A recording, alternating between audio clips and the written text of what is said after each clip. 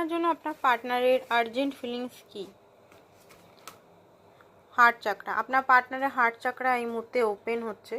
Heart চাকরা open মানে উনি লাভকে ফিল করছেন, অ্যান্ড লাভকে ফিল করছেন মানে উনি আপনাকেও ফিল করছেন।